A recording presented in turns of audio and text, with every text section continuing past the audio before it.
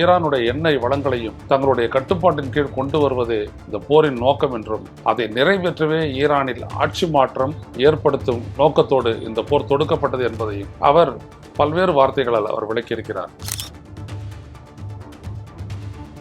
ட்ரம்பை பொறுத்தவரை, அமெரிக்காவை பொறுத்தவரை இதுவரை அவர்களால் பேச்சுவார்த்தையின் மூலமோ அல்லது இந்த இராணுவ நடவடிக்கையின் மூலமோ ஈரானை வளைக்க முடியவில்லை, மண்டியிடச் செய்ய முடியவில்லை என்பது திட்ட தெளிவாக தெரிகிறது. இந்த தாக்குதலினுடைய உச்சபட்சம் தான் இன்றைக்கு வெறுத்து போயிட்டு ட்ரம்ப் சொல்லியிருக்கக்கூடிய அந்த வார்த்தைகள். பேச்சுவார்த்தை என்று நடக்கவில்லை. அப்படி பேச்சுவார்த்தை என்று நடந்தால் அது நாங்கள் சொல்லக்கூடிய நிபந்தனைகளின் அடிப்படையில் தான் நடக்கும் என்று சொல்லியிருக்கிறார்கள். உடல் வலிமையை உறுதி செய்யும் சிலாஜித், கவனத்தை மேம்படுத்தும் அஸ்வகந்தா மற்றும் உயிர் சக்தியை பெருக செய்யும் சஃபேடு முஸ்லி போன்ற இமயமலையின் உணவுப் பொருட்களை கொண்டு வந்து மிஸ்டர் பர்ஃபெக்ட் உருவாக்கப்பட்டுள்ளது. உங்கள் முழு குடும்பத்தின் ஆரோக்கியத்தை மா நேச்சுரல்ஸ் மூலம் உறுதி செய்திருங்கள். 100% இயற்கையான மூலிகை பொருட்கள் மூலம் உருவாக்கப்பட்ட மிஸ்டர் பர்ஃபெக்ட் மற்றும் மிஸ் பர்ஃபெக்ட் தலைமுறையாக குடும்பங்களின் உடல் வலிமை, மன வலிமை மற்றும் மகிழ்ச்சியை பெருக செய்கிறது. உங்கள் மகிழ்ச்சியான பயணத்தை துவங்க www.manaturals.com என்ற இணையதளத்தை பார்வையிடவும் அல்லது வாட்ஸ்அப் எண்ணிலும் தொடர்பு கொள்ளலாம்.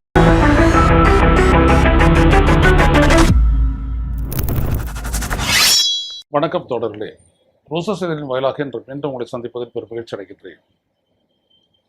ஈரான் போரினுடைய நோக்கத்தை அமெரிக்க அதிபர் டொனால்டு ட்ரம்ப் வெளிப்படையாக தெரிவித்திருக்கிறார்.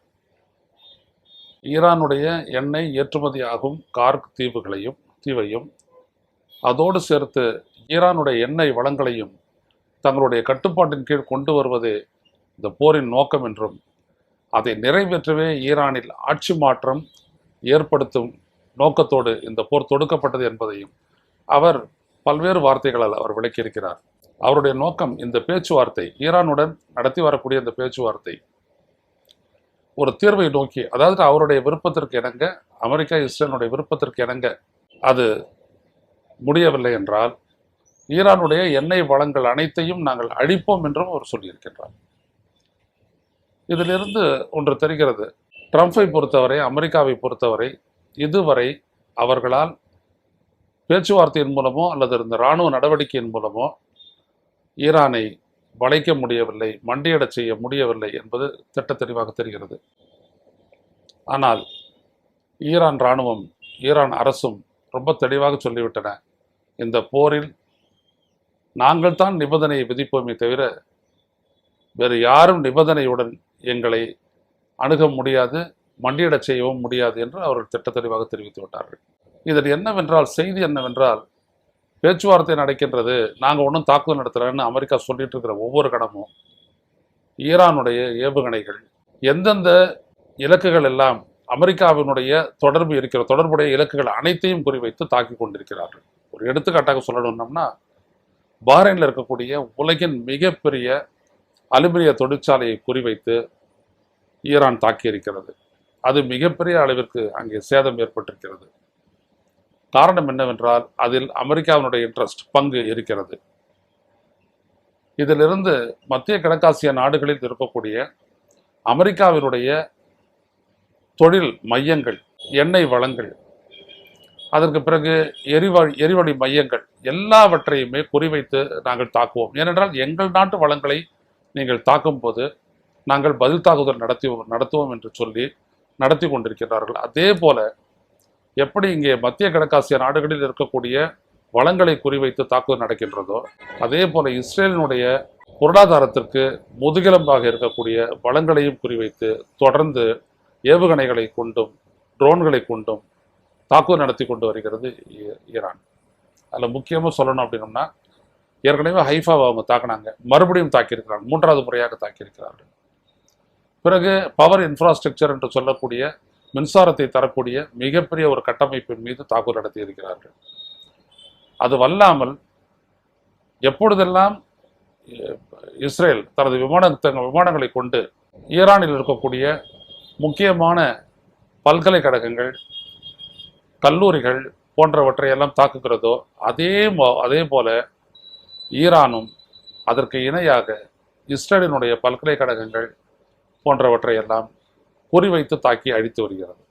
ஆக இந்த போர் மிக வேகமாக வலுப்பெற்று வருகிறது என்பதை நாம் சொல்லலாம். அதில் ஒரு முக்கியமாக சொல்லணும் அப்படின்னோம்னா, முன்னை போல் இல்லாமல் ஈரானுடைய தாக்குதல் எல்லாம் குறிவைத்து துல்லியமாக நடத்தப்பட்டு வருகிறது. அதுதான் இன்றைக்கு மத்திய கிழக்காசிய நாடுகளான Saudi Arabia, Qatar, Bahrain, Kuwait எல்லாவற்றையும் நடுங்க செய்கிறது. காரணம் என்னவென்றால் அங்கெல்லாம் இருக்கக்கூடிய அமெரிக்காவினுடைய நிலைகளை, இராணுவ இலக்குகள் மட்டுமல்ல, அமெரிக்காவினுடைய நிலைகள் மற்ற எதுவாக இருந்தாலும், ஈவன் ஒரு தூதரகம் இருந்தால் கூட அதை கூட நாங்கள் விட்டு வைக்க மாட்டோம்னு சொல்லிட்டு இப்போ தொடர்ந்து தாக்குதல் நடத்தி வருகிறார்கள். இந்த தாக்குதலினுடைய உச்சபட்சம் தான் இன்றைக்கு வெறுத்து போயிட்டு ட்ரம்ப் சொல்லியிருக்கக்கூடிய அந்த வார்த்தைகள். நாங்கள் ஒன்று எங்களுடைய கோரிக்கைகளுக்கு இணங்கி ஈரான் ஒரு ஒப்பந்தத்திற்கு வர வேண்டும், இல்லை என்றால் அதனுடைய வளங்களை தாக்கி அடிப்போம் என்று அவர்கள் சொல்லியிருக்கிறார்கள். அடுத்தபடியாக பார்த்தீங்கன்னா கிரவுண்ட் அஃபென்சிவ். அமெரிக்காவினுடைய அந்த முயற்சி தான் படு வேகமாக நடந்து கொண்டிருக்கிறது. 50,000 அமெரிக்க போர் வீரர்கள் இறங்கி முதலில் அந்த கத்தீஃப் அந்த தீவை முதல்ல கைப்பற்றுவது, அதற்கு பிறகு ஈரானுக்குள் ஊடுருவி தாக்குதல் நடத்தி ஈரான் எங்கேயெல்லாம் மிசைல் எல்லாம் வச்சிருக்கிறாங்களோ அந்த அண்டர் கிரவுண்டு பங்கர்ஸ் அதெல்லாம் அடிக்கிறது அப்படின்னு சொல்லிட்டு வராங்க. அதான் அந்த கிரவுண்ட் அஃபென்சிவ். அதை எதிர்நோக்கி ஈரானுடைய ரெவல்யூஷனரி கார்ட்ஸ் கமாண்ட் காப்ஸ் அவங்களும் தயாராக இருக்காங்க. ஸோ ஒரு பெரிய போருக்கான ஒரு தயாரிப்புடன் தான் பேச்சுவார்த்தை நடத்துவதாக ட்ரம்ப் சொல்லி கொண்டிருக்கிறார். ஆனால் ஈரானை பொறுத்த வரைக்கும் நாங்கள் அப்படி ஒரு பேச்சுவார்த்தை நடத்தவே இல்லை. அவர்கள் சில தகவல்களை கேட்கின்றார்கள், அந்த தகவல்களை மட்டும் நாங்கள் பரிமாறிக்கொண்டிருக்கின்றோம். இதை தவிர வேறு எதுவும் நடக்கவில்லை. பேச்சுவார்த்தை என்று நடக்கவில்லை. அப்படி பேச்சுவார்த்தை என்று நடந்தால் அது நாங்கள் சொல்லக்கூடிய நிபந்தனைகளின் அடிப்படையில் தான் நடக்கும் என்று சொல்லியிருக்கிறார்கள். இது நடுவில் பேச்சுவார்த்தை இந்தியாவுடைய பிரதமரை மத்தியஸ்தம் பண்ண அழைச்சிருக்கிறாங்க, பாகிஸ்தானுடைய பிரதமரை அழைச்சிருக்கிறாங்க அப்படிலாம். ஆனால் எதுவும் நடக்கலை. ஏதோ ஒரு இடத்துல ஒரு ரகசியமாக ஒரு பேச்சுவார்த்தை ஒன்றோடு நடக்குது, சீக்ரெட் டிப்ளமசி. ஆனால் வேறு எதுவும் நடக்கலை. ஆனால் எண்ணெய் வளங்களினுடைய ஏற்றுமதி, மத்திய கிழக்காசிய நாடுகளிலிருந்து நடக்கக்கூடிய அந்த எண்ணெய் வளங்களுடைய ஏற்றுமதி மிக மிக குறைந்து விட்டது. அதனுடைய விளைவு இன்றைக்கு மிடில் ஈஸ்டிலிருந்து வரக்கூடிய அந்த கச்சா எண்ணெயினுடைய விலை பேரலுக்கு $115 அளவிற்கு உயர்த்திருக்கிறது. இது மேலும் உயரக்கூடும், $140, $150 வரை உயரக்கூடும். அப்பொழுது அது மிகப்பெரிய சிக்கலாக பல்வேறு நாடுகளுக்கு இருக்கும். அதில் முக்கியமாக இந்தியாவும் பாதிக்கப்படும். அப்படிப்பட்ட ஒரு சூழல் தான் நிலவுகிறது. பொறுத்திருந்து பார்ப்போம். அடுத்தடுத்த செய்திகளோடு உங்களை தொடர்பு கொள்கிறேன். மீண்டும் சந்திப்போம். நன்றி, வணக்கம். ஊடகம் கார்ப்பரேட் அரசியல்வாதிகளின் கைப்பாவையாக அடிமைகளாக இருந்தது போதும், இனி சாட்டை எடுத்து சுழற்றும் நேரம் வந்துவிட்டது. ஊடகம் பொதுமக்களாகிய உங்களுக்காக, உங்களாலேயே இயக்கப்பட வேண்டும். ஊடக சுதந்திரத்திற்காக உங்களின் பங்களிப்பை இன்றே அளித்திடுங்கள்.